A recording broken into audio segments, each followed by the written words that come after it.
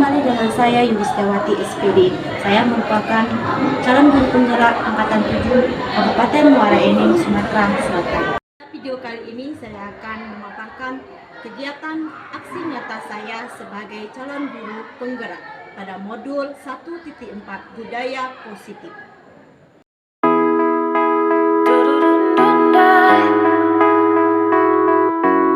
Warahmatullahi wabarakatuh.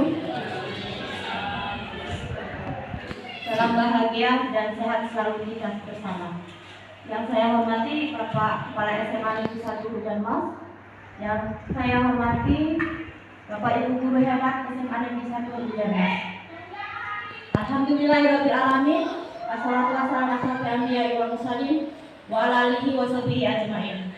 Puji syukur kehadirat Allah Subhanahu wa taala atas rahmat dan hidayahnya. Hari ini kita bisa berkumpul di ruangan ini dalam rangka sosialisasi pemahaman dan pengembangan budaya positif di SMA Negeri 1 Hujan Mas. Salawat serta salam tercurah kepada teladan kita Nabi Muhammad SAW, warga, sahabat, tabi'in dan orang-orang yang tetap istiqomah di jalannya. Untuk membuka acara hari ini, mari bersama-sama kita melapaskan basmalah. Bismillahirrahmanirrahim. Kemudian kata sambutan yang akan disampaikan oleh Bapak Kepala Sekolah, Bapak Fedrizal SPD MM. Pada Bapak kami persilakan. Assalamualaikum warahmatullahi wabarakatuh. Selamat pagi, selamat sejahtera buat kita semua. Semoga berhasil, sukses, dan sesuai harapan kita semua. Dengan mengucapkan Bismillahirrahmanirrahim, sosialisasi pemahaman dan pengembangan budaya positif bersama satu jamaah seperti saya nyatakan di buka. Assalamualaikum warahmatullahi wabarakatuh.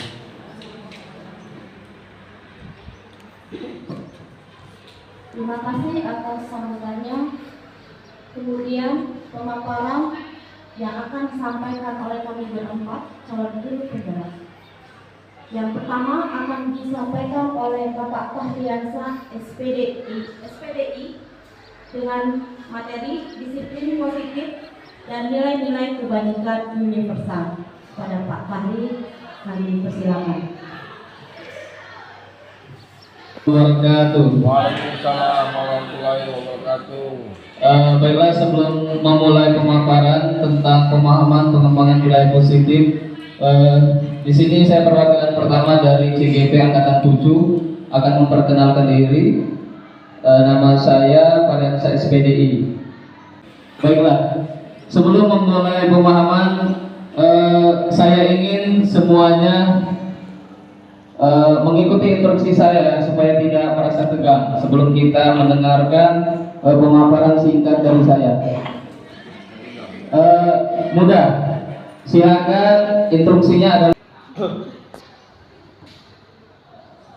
baiklah, tentu rekan-rekan semuanya pasti langsung berpikir disiplin. Disiplin itu kan kita pasti mengartikannya adalah sebuah peraturan ataupun sebuah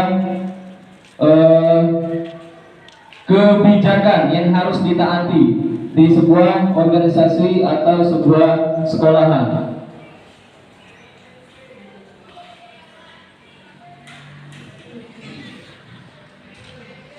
Terus disiplin di sini adalah hanya sebuah hukuman, tetapi sebuah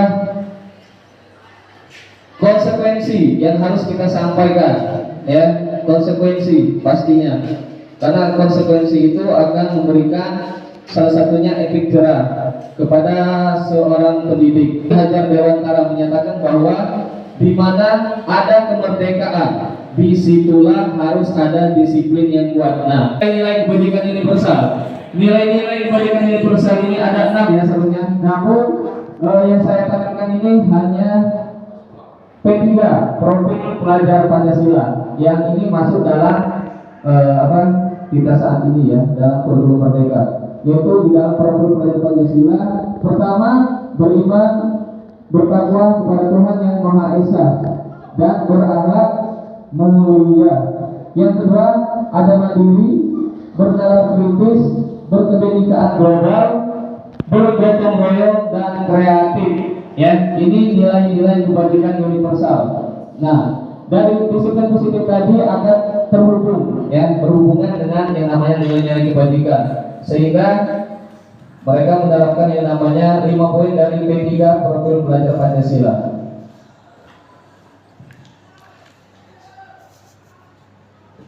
Ya, di sini ada pertanyaan, mengapa keyakinan kelas? Lanjut ke keyakinan kelas ya. Mengapa keyakinan kelas?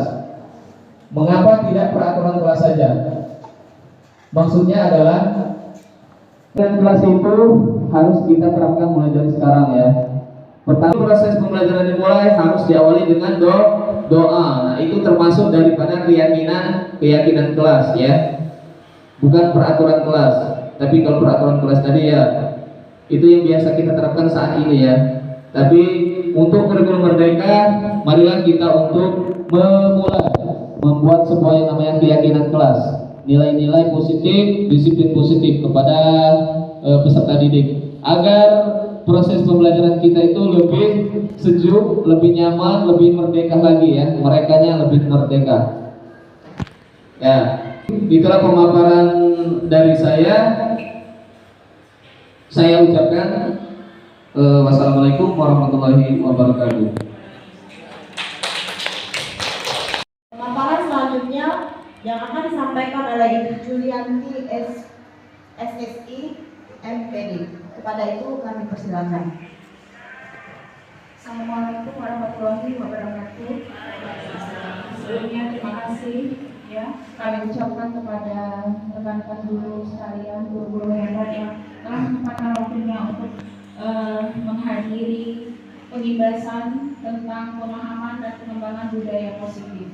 Setelah tadi Pak Fahri menjelaskan tentang disiplin, ini sekarang dilanjutkan dengan materi yang kami dapatkan di program Guru Penggerak, yaitu motivasi, hukuman, penghargaan, dan restitusi. Ada seorang psikolog yang bernama Dian Gosen, ya, itu dalam bukunya Restructuring School Discipline, dia menyatakan kalau kita melakukan sesuatu, itu kita memiliki 3 motivasi, ya, 3 motivasi perilaku manusia. Yang pertama, menurut Dian Gosen ini dalam bukunya dia menyatakan motivasi pertama kita adalah untuk menghindari ketidaknyamanan atau hukuman. Ya, ini motivasi terendah dari perilaku manusia. Biasanya motivasi ini kita melakukan sesuatu itu hanya untuk menghindari hukuman atau ketidaknyamanan. Dan mungkin kita di sini tidak ada yang melakukan ini karena kita di sini semua adalah guru-guru hebat. Ya. Kemudian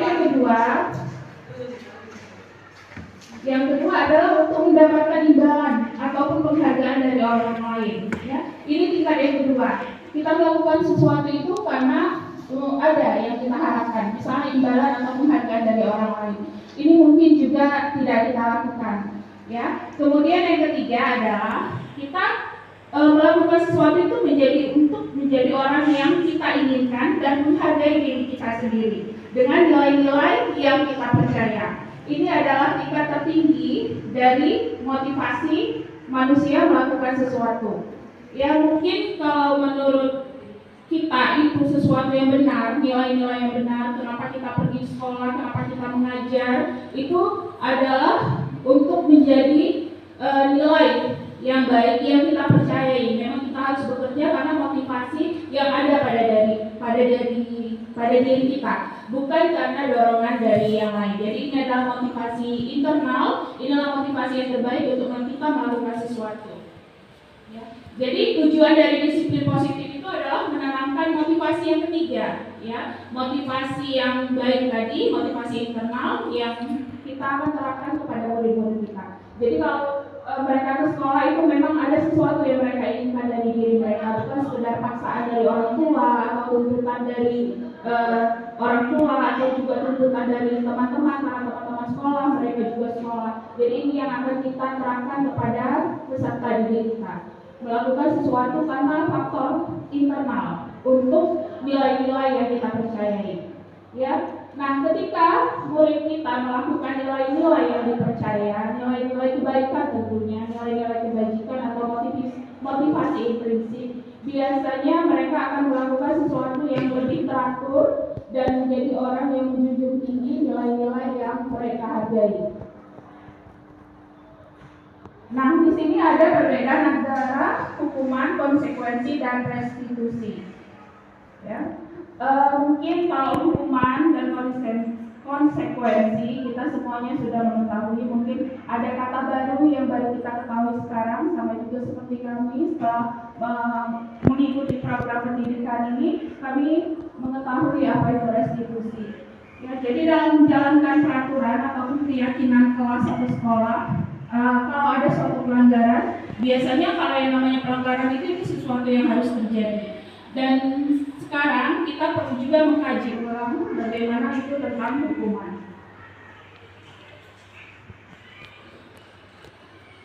Lanjut, jadi yang harus kita perbaiki sekarang sebenarnya dalam melakukan disiplin positif, kita bisa melakukan restitusi. Jadi menurut Boson itu, restitusi adalah kita menciptakan kondisi bagi murid agar memperbaiki kesalahan mereka. Jadi mereka bisa kembali ke kelompoknya dalam karakter yang lebih baik. Jadi restitusi di sini adalah guru bersama siswa itu melakukan perbaikan kepada siswa tersebut dan juga ada motivasi intrinsik dari siswa tersebut. Nah, di sini ada perbedaan antara hukuman, konsekuensi, dan restitusi. Jadi untuk menurut Dian Boson itu, hukuman itu termasuk identitas gagal. Jadi identitas itu atau disiplin itu dibagi atas konsekuensi dan restitusi. Di sini ada perbedaan antara item-item kalau kita melakukan hukuman, konsekuensi, dan restitusi. Kalau hukuman itu biasanya sesuatu yang menyakitkan yang harus terjadi. Bisa melalui kata-kata, kata-kata dari kita ataupun perlakuan dari kita. Kemudian kalau konsekuensi itu sesuatu itu memang harus terjadi, tapi mungkin tidak terlalu menyakitkan bagi siswa. Sementara restitusi kita memberikan siswa itu berupa pilihan. Kemudian kalau hukuman ada ketidaknyamanan di diri murid tersebut, mungkin dia secara fisik, mungkin bisa juga secara psikis. Ya, kemudian kalau konsekuensi itu tidak nyaman juga bagi murid, tapi tidak terlalu panjang jangka waktunya. Nah, kalau di restitusi, di situ murid tidak ada merasa tidak nyaman, tapi kita menguatkan, bisa menguatkan murid dalam jangka waktu yang panjang. Kemudian kalau hukuman di sini dalam tanda kutip mungkin murid mendapatkan keadilan, kemudian kalau konsekuensi korban itu bisa diabaikan. Kemudian kalau restitusi dia akan mendapatkan ganti sesuatu yang lebih baik.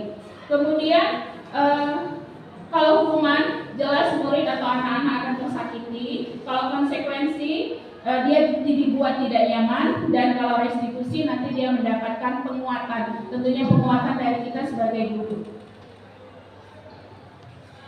Kemudian di sini juga ada beberapa banyak sekali perbedaan antara hukuman, konsekuensi, dan restitusi. Kalau di hukuman itu ada perilaku yang pasif agresif semakin meningkat. Jadi kalau kita menghukum sebenarnya belum tentu kita mendapatkan yang kita inginkan dari siswa tersebut. Kita mengharapkan dia menjadi lebih baik, tapi mungkin saja bisa jadi kebalikannya. Dia bisa berperilaku lebih agresif. Kemudian untuk konsekuensi di sini dikatakan bahwa penguatan itu hanya berlaku dalam jangka waktu yang pendek. Sementara dalam restitusi masalah itu akan terpecahkan. Jadi di sini mungkin di akhir itu ada dibuat identitas gagal itu untuk hukuman itu lebih ke negatif, kemudian konsekuensi ke netral, dan restitusi dia lebih positif. Di sini masih dilanjutkan dampak bagi murid kalau hukuman itu dia merasa marah, bersalah. Kemudian ada secara psikologis dia merasa rendah diri dan juga bisa mengasingkan diri. Kalau konsekuensi dia akan kehilangan hak, waktu, dan jeda. Dan kalau di restitusi dia tidak akan kehilangan waktu, namun dia bisa lebih bersemangat kembali. Kemudian kelebihan lain antara hukuman, konsekuensi, dan restitusi adalah kalau hukuman itu dibuat oleh guru, kalau konsekuensi itu dibuat oleh guru dan murid dengan murid, tapi kalau restitusi itu lebih dari idenya murid dan kita sebagai guru menuntut. Nah, seperti itu juga yang diinginkan Ki Hajar Dewantara dalam pembelajaran, yaitu kita lebih menuntun kepada murid. Jadi berdasarkan perbedaan di atas, tabel-tabel di atas tadi, kita bisa menyimpulkan kalau hukuman itu bersifat tidak terencana atau tiba-tiba, dan juga murid tidak tahu apa yang terjadi, mungkin dia juga akan shock dan dia tidak dilibatkan dalam hukuman tersebut, dan lebih bersifat satu arah. Kemudian kalau murid hanya menerima hukuman tanpa melalui suatu kesepakatan atau pengarahan dari pihak guru, baik sebelum dan sesudahnya, ya, dan juga mungkin fisik atau psikisnya akan tersakiti. Ya. Kalau dalam bentuk konsekuensi itu sudah terencana, ya, jadi siswa sudah mengetahui sebelumnya, itu biasanya dibuat oleh pihak guru atau sekolah, dan murid memang sudah mengetahuinya, dan biasanya ada monitor dari guru setelah berapa kali mereka melakukan kesalahan. Terima kasih ya saya ucapkan kepada teman-teman sekalian, Bapak Guru hebat yang sudah meluangkan waktunya untuk mengikuti pengibasan dari kami sebagai calon guru penggerak. Assalamualaikum warahmatullahi wabarakatuh.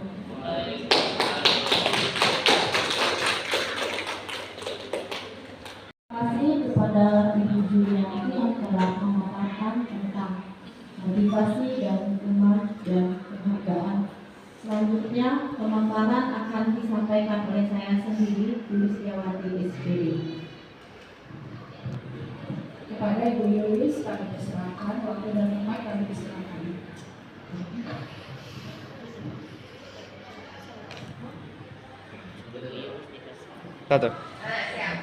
Assalamualaikum warahmatullahi wabarakatuh. Terima kasih kepada Bapak Ibu guru SMA dan Negeri 1 Ujanmas yang hebat. Ya, selamat pagi semuanya. Pagi. Semoga dalam keadaan sehat walafiat.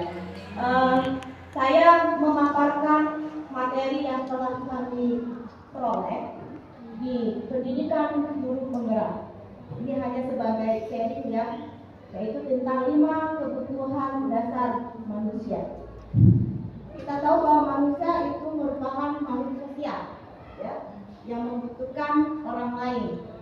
Manusia memiliki kebutuhan yang berbeda-beda menurut kondisi, situasi, dan tujuannya masing-masing. Ya. Di guru penggerak ada kata yang sangat menarik menurut saya, sangat-sangat menarik. Pendidikan itu merupakan ibarat petani. Mungkin semuanya sudah tahu petani. Petani itu menanam padi. Ya, salah satunya petani padi ya. Yang menarik kenapa? Ini yang dikatakan oleh Ki Hajar Dewantara. Dia mengatakan bahwa pendidikan ibarat petani. Petani hanya bisa menumbuhkan, ya, hanya bisa menumbuhkan padi. Dia tidak bisa merubah padi tadi menjadi jagung.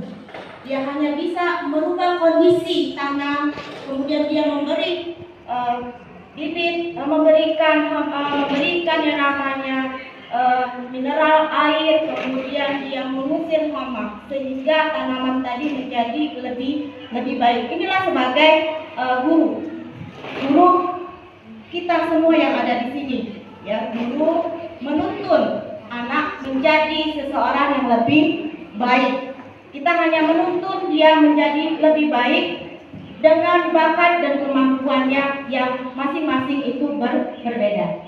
Oke, bagaimana kita akan menjadi seseorang petani tadi yang menumbuhkan padi, mengolahnya menjadi padi yang baik, ya. Kebutuhan dasar ini semua kita butuh, ya. Kebutuhan untuk bertahan hidup, survival. Kemudian cinta dan kasih sayang, love and belonging. Kemudian ketiga, kebebasan hidup. Keempat, kesenangan, fun. 5 itu adalah kekuasaan, power. Mungkin kita sudah lama menjadi seorang guru, kita sering melihat siswa-siswa yang bermasalah. Ya, ada siswa yang selalu pada saat pembelajaran kita itu ke kantin, bahkan dia tidak datang ke sekolah. Mungkin, ya, mereka ada kebutuhan dasar yang belum tercapai, ya. Oke. Yang pertama, kebutuhan bertahan hidup. Kebutuhan yang bersifat fisiologis untuk bertahan hidup, kesehatan, rumah, dan makanan. Kebutuhan biologis sebagai bagian dari proses reproduksi, termasuk kebutuhan untuk tetap bertahan hidup. Komponen psikologis pada kebutuhan ini meliputi kebutuhan akan perasaan aman. Ya, mungkin kita pernah melihat kasus anak sering ke kantin. Bu Peti mungkin sering menemukan yang seperti ini. Ya, kita selalu mengatakan bahwa hal itu adalah sesuatu yang salah. Tapi pernahkah kita bertanya, kenapa dia selalu ke kantin pada saat belajar? Mungkin kebutuhan dasar dia yang bertahan hidup tadi belum terlaksanakan atau terpenuhi. Mungkin di rumah tadi dia belum dikasih oleh orang tuanya sarapan, sehingga dia di sekolah membuat ulah. Ya, membuat ulah dengan keluar pada saat belajar ke kantin. Next. Cinta dan kasih sayang. Semua orang butuh yang namanya cinta dan kasih sayang. Kebutuhan psikologis. Jadi cinta dan kasih sayang ini merupakan kebutuhan psikologis, kebutuhan untuk disayangi dan diterima, kebutuhan akan hubungan dan koneksi sosial, kebutuhan untuk memberi dan menerima kasih sayang, dan kebutuhan untuk merasa menjadi bagian dari suatu kelompok. Anak tadi yang ke kantin, ya, mungkin dia ingin mencari perhatian. Setelah dia ketahuan ke kantin, kemudian dipanggil oleh guru, kemudian dia bercerita bahwa kondisinya sarapan, sehingga dia sering ke kantin. Kemudian dia berharap, ya, ada yang namanya kasih sayang dari guru tadi, memanggil orang tuanya. Mungkin orang tuanya akan mengetahui bahwa dia butuh yang namanya cinta dan kasih sayang. Ya, dengan hadirnya orang tua ke sekolah bukan dalam artian salah, tetapi dia mengetahui anak itu butuh yang namanya cinta dan kasih sayang. Kita bisa lihat di kelas, ya, ada anak yang memiliki cinta dan kasih sayang yang penuh, itu berbeda dengan anak yang cinta dan kasih sayangnya itu belum terpenuhi. Anak yang menyendiri itu mungkin berbeda, karena anak itu mungkin cinta dan kasih sayangnya belum terpenuhi. Kemudian yang ketiga, kebebasan. Kebutuhan akan pilihan, kebutuhan akan kemandirian, otonomi, memiliki pilihan, dan mampu mengendalikan arah hidup seseorang. Anak-anak dengan kebutuhan kebebasan yang tinggi menginginkan pilihan. Mereka perlu banyak bergerak, suka mencoba-coba, tidak terlalu terpengaruh orang lain, dan senang mencoba hal baru dan menarik. Mungkin di kelas kita sering melihat ada siswa yang hanya duduk diam, ya. Ada siswa yang dia ingin bebas. Ini sepertinya menjadi PR kita, karena kita sebagai guru itu harus membuat yang namanya pilihan. Mungkin pada saat kita mengajar, siswa merasa bosan. Nah, kita sebagai guru menuntun bagaimana pembelajaran tadi agar tidak menjadi monoton, membuat siswa tadi bisa merasa bahwa dia membutuhkan yang namanya pendidikan. Next. Yang berikutnya adalah kesenangan. Kebutuhan untuk mencari kesenangan, bermain dan tertawa.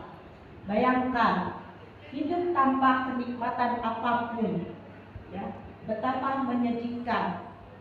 Jadi kita sebagai guru, ya, bagaimana menuntun siswa tadi agar belajar bersama kita, membuat dia senang, enjoy, ya. Mungkin bagi kita juga harus mencari alternatif yang lain, belajar yang mungkin selama ini kita membuat siswa hanya sebagai pendengar. Kita harus berubah menjadi seseorang yang menuntun siswa untuk lebih baik, fokus kepada siswa, yaitu pendidikan yang terfokus pada siswanya, bukan kepada guru.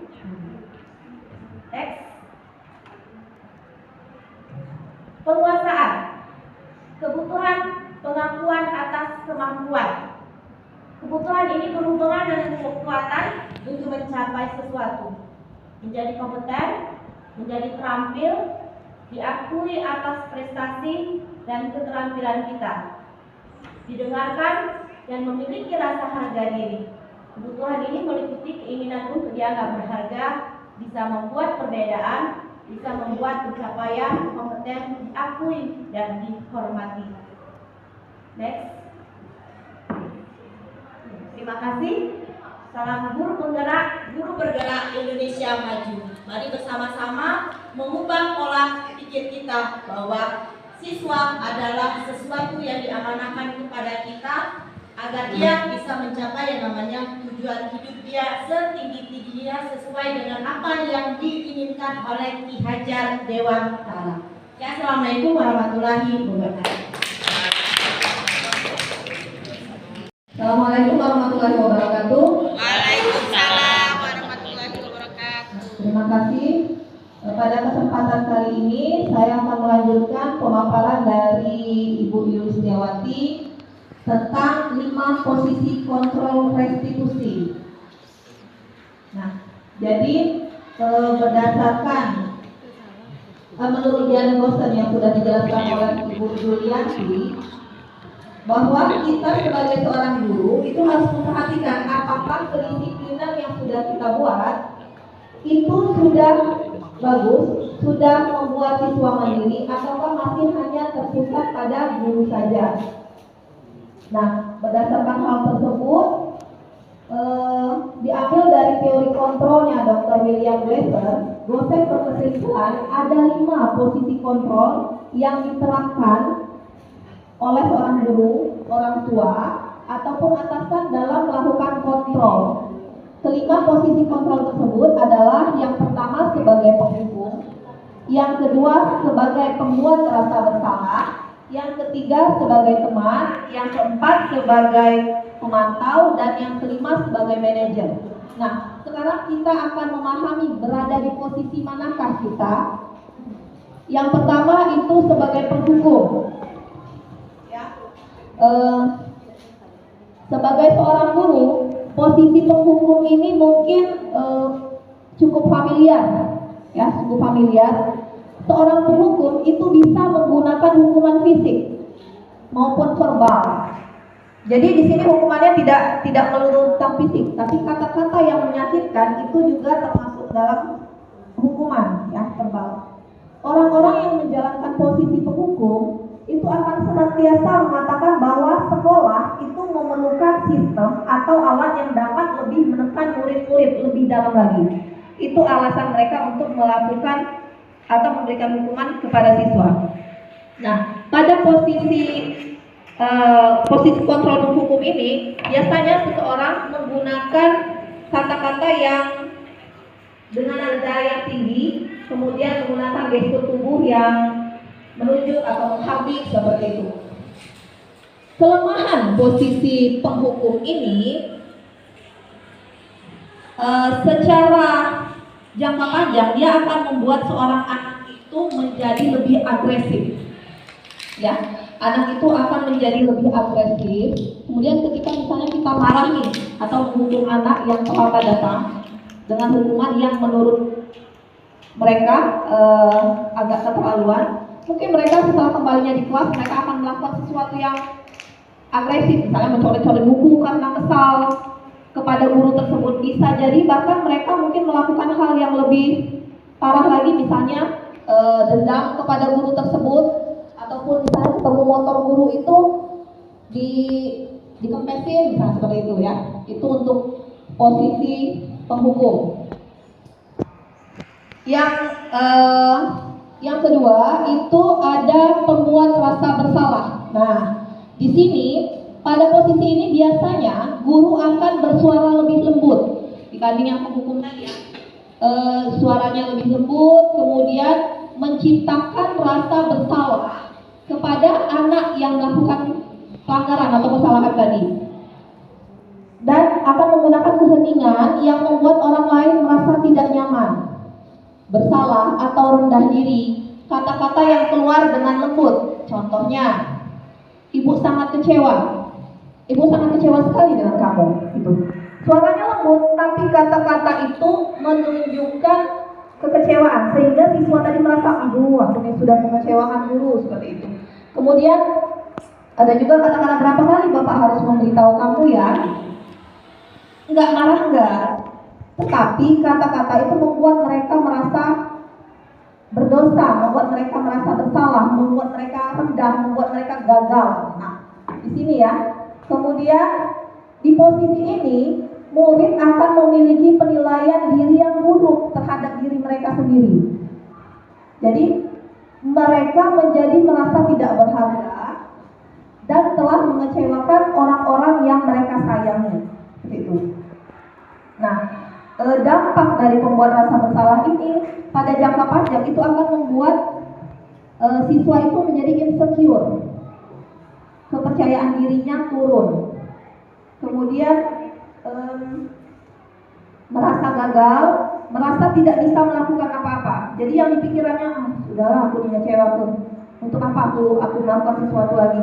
Aku sudah mengecewakan guru, aku tidak bisa melakukan itu, ya. Itu adalah posisi kontrol pembuat rasa bersalah. Kemudian yang ketiga ada lagi posisi kontrol sebagai teman. Sebagai teman, Bu Yulis. Ya, sebagai teman. Nah, salah ya. Jadi di sebagai teman ini, guru memposisikan diri sebagai teman dengan siswa. Biasanya pada posisi ini guru akan lebih cenderung akrab, kata-kata yang lebih dekat dengan siswa, seperti itu. Ya, ini akan menyakiti murid, namun akan tetap berupaya mengontrol murid melalui persuasi.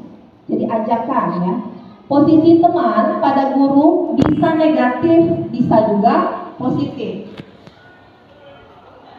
Positif di sini berupa hubungan baik. Jadi dengan posisi teman ini akan tercipta hubungan baik antara guru dengan murid atau siswanya. Guru di posisi teman itu menggunakan hubungan baik dan humor untuk mempengaruhi seseorang.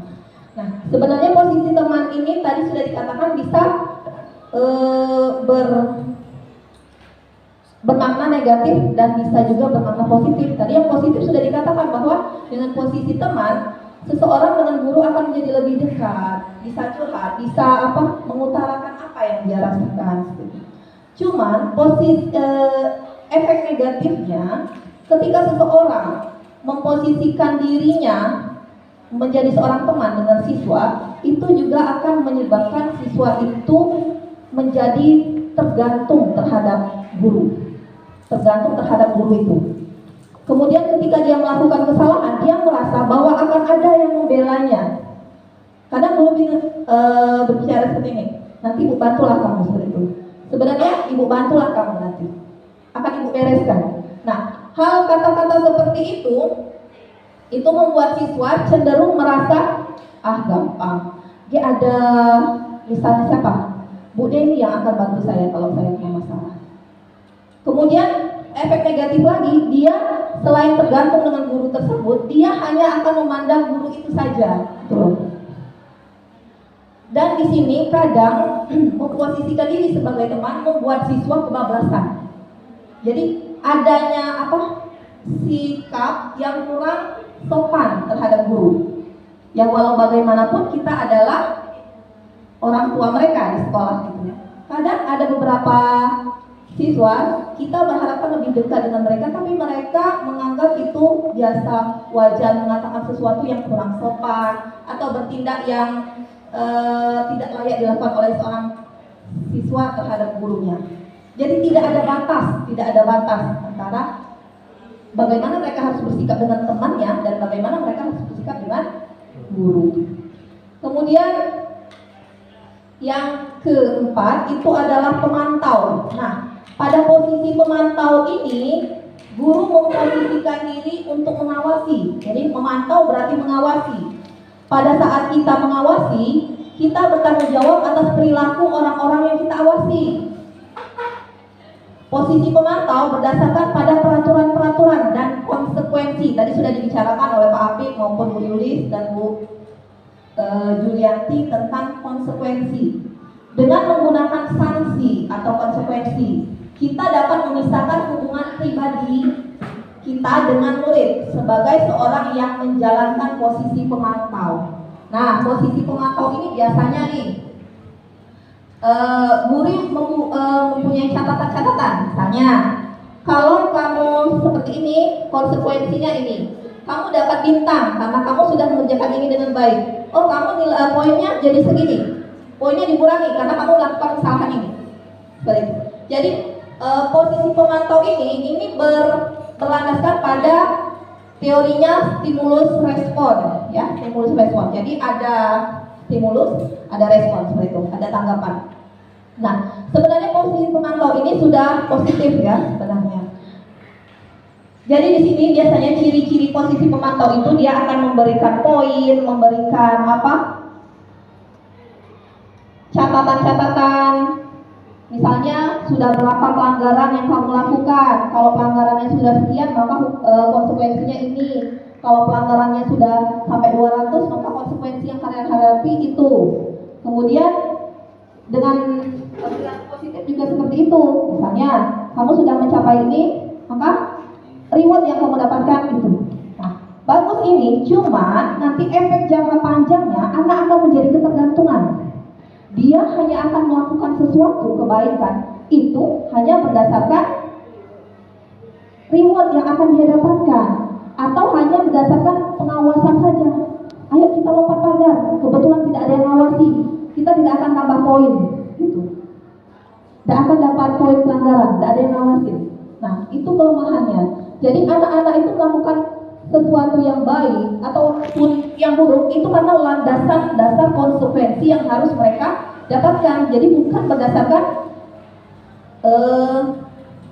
kesadaran diri mereka, ya. Kemudian posisi terakhir dalam kontrol yaitu sebagai manajer. Nah, pada posisi manajer inilah yang sebenarnya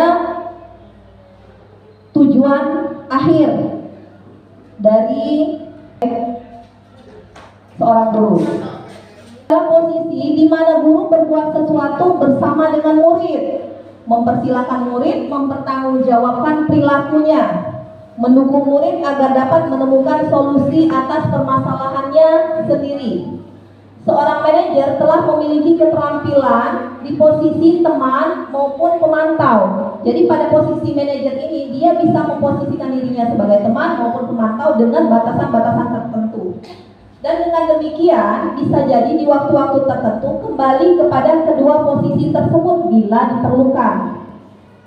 Di sini penekanannya bukan pada kemampuan membuat konsekuensi, ya. Jadi diulang bahwa di sini penekanannya bukan pada kemampuan untuk membuat konsekuensi, namun dapat berkolaborasi dengan murid bagaimana memperbaiki kesalahan yang ada, seperti itu.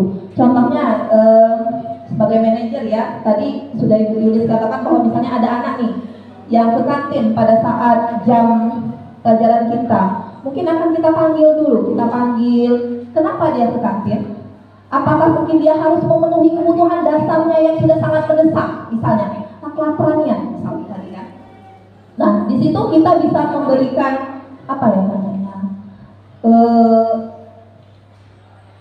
penguatan kepada mereka, kan, seperti itu. Bisa kita lakukan dengan nanti restitusi segitiga restitusi nanti yang akan dijelaskan oleh Bu Yulis. Jadi intinya di sini dengan sebagai manajer kita bisa mengungkapkan pada anak bahwa mungkin kesalahan mereka itu biasa dilakukan oleh orang lain. Tetapi yang jadi masalah bagaimana cara mereka memperbaiki diri, mempertanggungjawabkan apa yang sudah mereka lakukan. Nah, dengan pertanggungjawaban itulah diharapkan mereka bisa menjadi orang yang lebih baik. Jadi berubahnya mereka ke arah yang lebih baik itu bukan karena takut akan hukuman, bukan karena takut ada konsekuensi yang harus dilakukan, tapi karena kesadaran mereka. Nah, di sini yang harus kita gali adalah dorongan dari mereka sendiri. Kita gali, kita sentuh batinnya seperti itu. Apa akibatnya kalau kamu seperti ini? Kamu mau jadi orang yang seperti apa harapan kamu ke depan? Apakah dengan melakukan ini bisa kamu mencapai cita-cita? Nah, seperti itu ya. Intinya dengan posisi manajer kita berkolaborasi, tetapi titik beratnya kepada siswa itu sendiri untuk berusaha mencari solusi terhadap permasalahan dan mempertanggungjawabkan permasalahannya sendiri. Nah, mungkin itu saja untuk 5 posisi kontrol. Ini nanti pada 5 posisi kontrol ini tujuan akhirnya kita akan diharapkan menjadi seorang manajer dalam pendidikan, ya, seperti itu. Nah, nanti ada akan dilanjutkan oleh Bu Yulis tentang segitiga restitusi lanjutan dari 5 posisi kontrol ini. Terima kasih. Wassalamualaikum warahmatullahi wabarakatuh.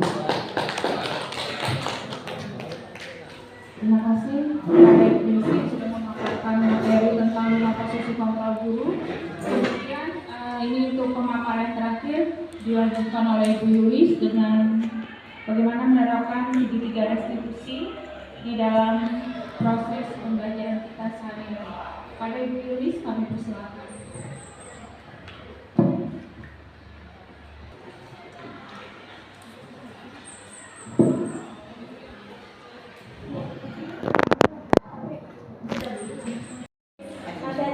Terakhir yang akan kami paparkan adalah tentang segitiga restitusi.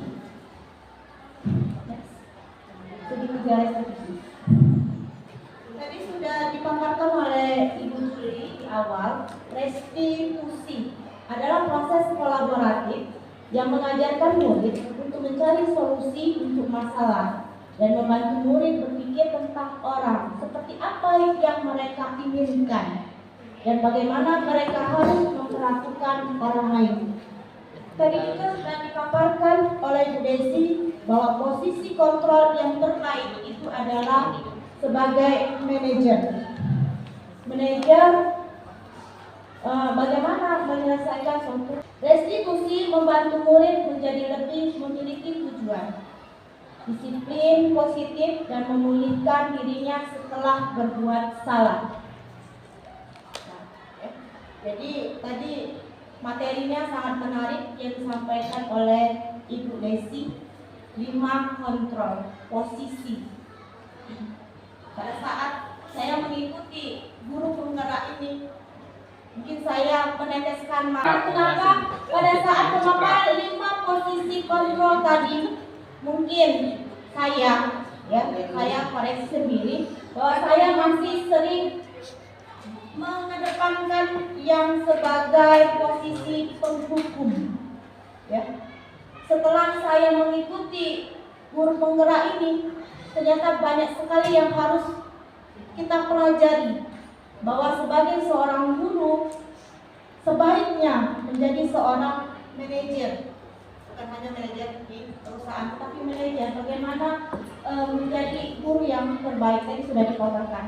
Nah, ini adalah restitusi, segitiga restitusi. Tahapan yang harus kita lakukan pada saat menemukan masalah di sekolah ataupun di kelas. Ya, jadi mungkin kita harus lebih banyak, khususnya saya juga harus banyak belajar. Jadi selama ini kita langsung menjudge anak salah seperti itu. Tapi setelah ini kita akan mengetahui tahapan segitiga restitusi. Yang pertama itu adalah menstabilkan identitas. Ya. Bagaimana menstabilkan identitas? Nah, ini kata-katanya. Ada kata-kata menstabilkan identitas. Setiap orang pasti pernah melakukan kesalahan. Itu menstabilkan, ya. Menstabilkan identitas murid. Jadi mungkin selama ini kalau anak bersalah, kita selalu, kenapa kamu melakukan hal ini? Mungkin itu yang sering kita lakukan. Tetapi dengan belajar segitiga, jadi kita harus tahu tahapan yang pertama adalah menstabilkan identitasnya. Setiap orang pasti pernah melakukan kesalahan. Kemudian apa lagi katanya? Kamu satu-satunya yang pernah melakukan ini. Ya, mungkin dengan itu dia tidak akan merasa ketakutan, ya. Kemudian yang kedua, menanyakan keyakinan, ya. Menanyakan keyakinan. Keyakinan kelas apa yang telah kita sepakati? Nah, keyakinan kelas apa yang telah kita sepakati? Kemudian kamu menjadi orang seperti apa? Nah, jadi untuk kedepannya kita harus lebih menanyakan apa yang akan terjadi. Dan terakhir, validasi tindakan yang salah. Ya, apa kalimatnya? Kamu tentu punya alasan mengapa melakukan itu. Adakah cara yang lebih efektif untuk mendapatkan apa yang kamu butuhkan? Nah, di sini segitiga restitusi, siswa atau murid itu memilih, ya, memilih apa yang akan diambilnya. Jadi bukan kita hanya sebagai guru yang menuntut bagaimana dia memilih pilihan yang terbaik ke depannya sesuai dengan keyakinan kelas, ya. Jadi untuk kedepannya kita jangan langsung menyalahkan siswa. Ini mungkin terjadi kepada saya sendiri. Kalau siswa itu datang terlambat, apa yang kita tanya terlebih dahulu, pasti pertanyaannya, kenapa kamu datang terlambat? Ya. Jam berapa sekarang? Lihat jam berapa sekarang? Mungkin itu yang sering kita lakukan.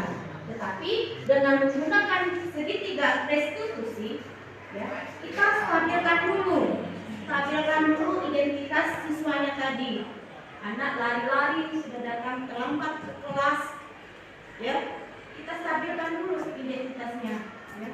Belajar berbicara, setiap orang pasti pernah melakukan kesalahan, dia sadar, ya. Kemudian ya setelah sadar dia akan mengetahui yang mana yang salahnya. Kemudian dia akan membuat yang namanya pilihan untuk kedepannya, bagaimana dia akan datang tepat waktu. Pada saat itu, ya, dia akan lebih fokus pada dirinya untuk memperbaiki dirinya ke depan. Mungkin ini saja. Jadi tahapannya ada 3: menstabilkan identitas, menanyakan keyakinan yang tadi sudah disampaikan oleh Pak Fahri, kemudian dan terakhir adalah validasi tindakan yang salah. Mungkin hanya itu yang bisa saya sampaikan. Saya kembalikan kepada moderator.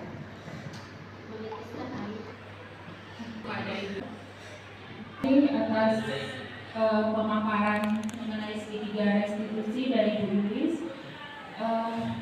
Terima kasih atas kehadiran teman-teman sekalian, atas waktunya untuk hadir di ruangan ini dalam rangka sosialisasi pemaparan budaya positif di sekolah.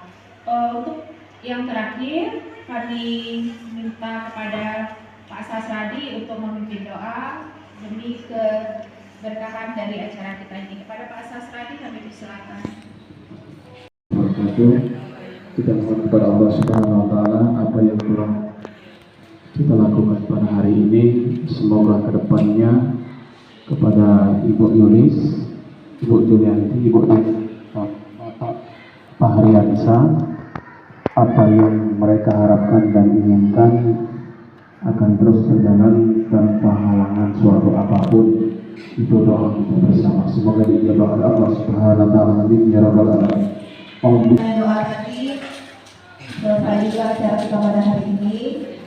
Kami CGPDLG Negeri 1 Pontianak mengucapkan terima kasih kepada Bapak Ibu yang telah menyempatkan hadir untuk menghadiri kegiatan sosialisasi budaya positif ini. Kedepannya harapan kita bersama semoga kita menjadi guru-guru hebat dan bisa melahirkan generasi yang unggul dan memiliki profil pelajar Pancasila. Terima kasih. Wassalamualaikum warahmatullahi wabarakatuh.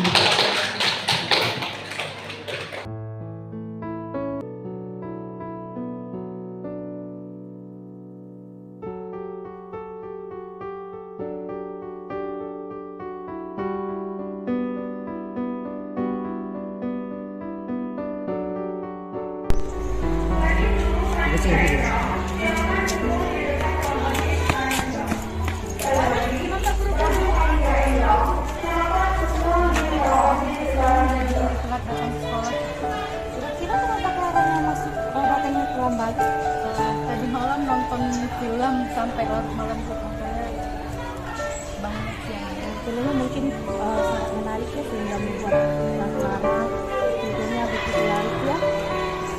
Iya ya. Semua orang pasti pernah merasakan yang namanya kesiangan akhirnya datang terlambat. Kira-kira ini menyalahi ke apa keyakinan itu? Seharusnya kan kalau datang ke sekolah nampaknya sudah hadir.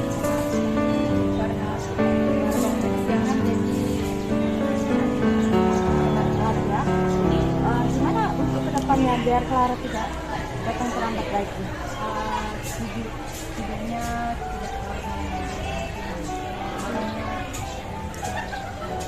jadi intinya Clara akan bangun lebih pagi dia datang ke sekolah itu tidak datang terlambat. Untuk ke lain kali jangan lagi ya. Silakan kasih informasi.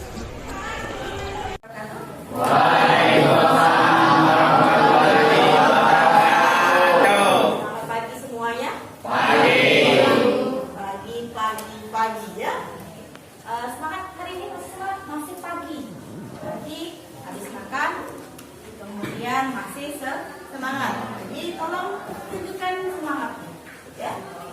Hari ini awal kita di kelas 11 IPA 1. Jadi di awal ini ada baiknya kita membuat yang namanya keyakinan kelas ya. Karena keyakinan kelas ini membantu kita dalam belajar. Jadi nanti kita akan membuat tentang keyakinan kelas. Apa sih keyakinan kelas itu? Segala sesuatu hal yang bernilai positif yang menurut kalian itu menjadi sesuatu hal yang penting dalam pembelajaran. Bagaimana belajar itu menjadi menyenangkan di dalam kelas. Jadi nanti ibu bagi ini ya. Bagi kertas memo ini, kemudian nanti kalian tuliskan apa saja yang menjadi keyakinan kelas kalian. Jadi, apa menurut kalian hal positif yang dijadikan patokan bagi kelas kalian. Misalnya contoh, hanya memberikan satu contoh menjaga kebersihan. Jadi itu contoh bagaimana kita menuliskan keyakinan. Jadi intinya segala sesuatu hal yang bernilai positif yang nantinya kalian diskusikan bersama-sama yang mana yang dijadikan kesepakatan. Ini bagi karena ada 4 warna, jadi setiap kelompok itu berbeda. Tulisnya berarti 1 boleh, 2 ya. Kelompok ini warna hijau. Kelompok 1 cukup ya. Atau lebih, nulis 2 boleh. Yang sudah dapat boleh kalian tulis tentang keyakinannya. Jadi yang namanya keyakinan apa yang menurut kalian yang benar ya? Kalau tidak boleh. Itu tidak harus ya.